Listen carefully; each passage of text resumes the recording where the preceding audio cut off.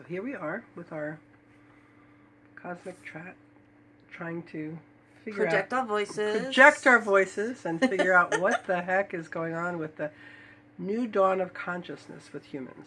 Why is it now that people are thinking that our consciousness determines our environment? That's good. Yeah. Why now? Well, I think it depends on how you think about consciousness.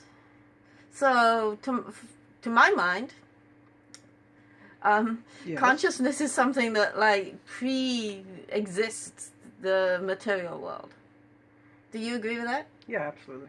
But I mean, it's actually like over the last, say, I don't know, 100 years or so, I think it's been much more common for scientists to think that consciousness is like an emanation from the material. Oh, I see.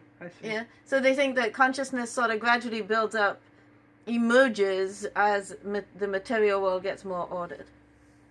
So there's some problems with that, though, right? Okay. For instance, how could the internal part ever just begin if it wasn't there right from the beginning? Right? It's really hard to see how you suddenly go from a totally material reality to a reality where you've also got mind or something non-material. So it makes more sense from that perspective to think that right from the beginning, even with the elementary particles and the atoms and so on, there was some aspect of mind or something internal. Like, how would that be reflected, though, in atoms and particles and molecules?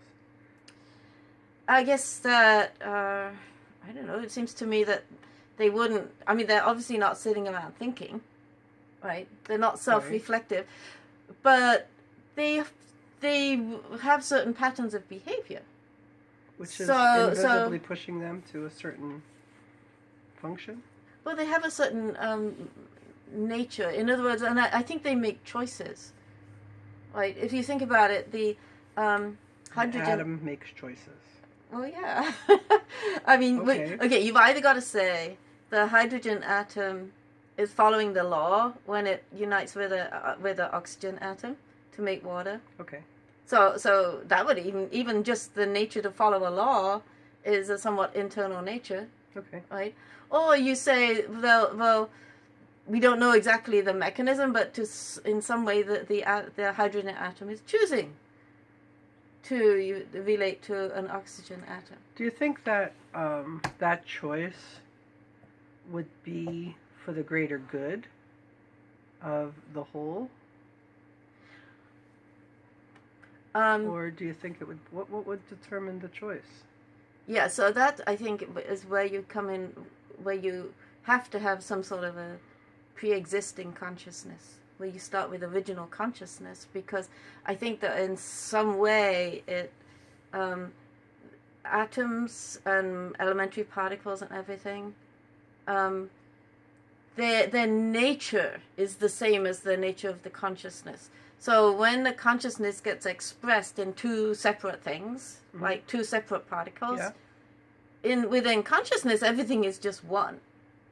Everything is total unity. So separating them out pretty much puts into them, it programs in them the desire to be back together. Oh, that makes sense then.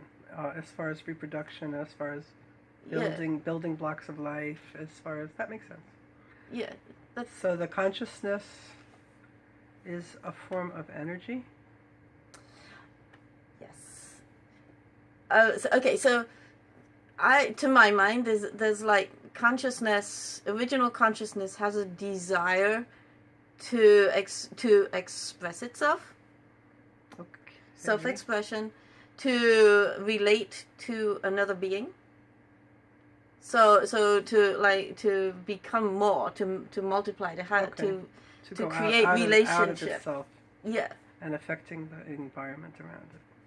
And also to be creative, to express creativity. So in order to put these things in a universe, right, then those things are actually injected into matter itself. So matter is not something that's just totally inert, but all of matter has this sort of consciousness or internal part to it. And those things are manifested. Okay, so how does this determine how people are, how we would be most happy? We would be most happy then by doing the same thing, by creating, by having relationships, self-expression, by multiplying. Yep. And I think, you know, I mean, traditionally religion thinks of humans are supposed to be obedient to God, but I think definitely that's not the bottom line. I think the bottom line is that we have to become divine in the sense of being creative, in the sense of making our choices, becoming more like the original consciousness. Yeah. I see. So this time in history, probably because of the Industrial Revolution and making life easier for us in general with electricity and the internet, etc., etc., it leaves us more time to ponder. Yeah. And more time for the activities that consciousness needs, creativity and communication and relationships. Yeah, it's like what Maslow said. Remember Maslow's hierarchy of needs? Once you've got the basics in place, then you can start working on the higher levels. So I think we pretty much have some of the basics in place. Yeah. Not everybody. Unfortunately, our society is like so messed up. But anyway, because we've got some level of the basics in place, then we can start to work on the higher level. Well, and also the people who are able to work on the higher level are compassionate towards those who don't have the ability to work on a higher level. So the society and the world structure can reach out to people who are less fortunate in a way that we've never been able to before. Yeah.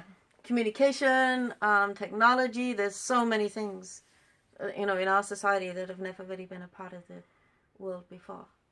So this is an awesome time that we're living in. This is pretty awesome. And I thank you for our 7 minutes of cosmic chat. Thank you, Alison.